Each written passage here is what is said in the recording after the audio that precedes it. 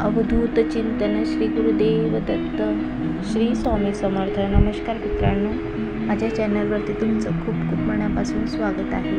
तर आज आपण बघणार आहोत श्री स्वामी समर्थ महाराजांचे प्रेरणादायक विचार काय आहेत. श्री स्वामी समर्थ महाराज हे दत्त संप्रदायाचे एक महान संत होते. त्याचे जीवनकाल 19व्या शतकात महाराष्ट्रात होता. त्याचे संपूर्ण नाव श्री स्वामी समर्थ अक्कलकोट महाराज असे आहेत. त्यांनी अक्कलकोट येथे आपली साधना आणि उपदेश कार्य केलेले आहे. श्री स्वामी समर्थ महाराजांचे विचार साधकांना आध्यात्मिक मार्गदर्शन आणि जीवनातील समस्यांवर मार्गदर्शन प्रदान करणारा आहे. त्याचे विचार साधकांना आत्मा, परमात्मा, भक्ती, सेवा आणि साधनेच्या महत्त्वावर आधारित आहे. तर आपण त्यांनी सामान्य लोकांना साधी आणि सरळ भाषा वापरून उपदेश दिलेले आहे, ज्यामुळे त्याच्या विचाराचा प्रसार मोठ्या प्रमाणात झाला आहे. त्याचे काही प्रमुख विचार आहेत ते मी तुम्हाला सांगणार आहे. भक्ती आणि श्रद्धा.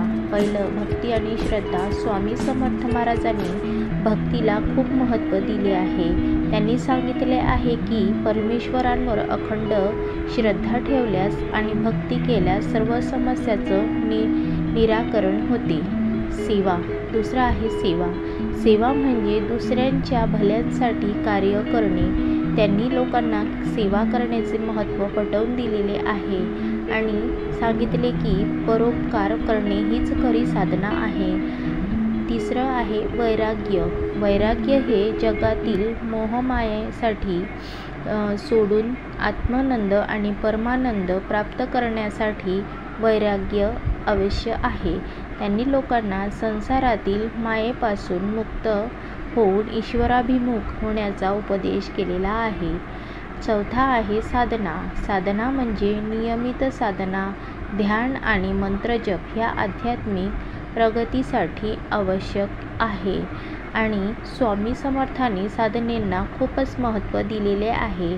श्री स्वामी समर्थ महाराजांचे जीवन आणि उपदेश आजही त्यांच्या अनुयायीसाठी प्रेरणादायक आहे. त्यांची काही शिकवणुकीमुळे लाखो लोकांना आध्यात्मिक शांती आणि मार्गदर्शन मिळालेले आहे. तर मित्रांनो, तुम्हाला हे प्रेरणादायक विचार कसे वाटले मला लाईक, शेअर, सबस्क्राईब नक्की करा आणि कमेंट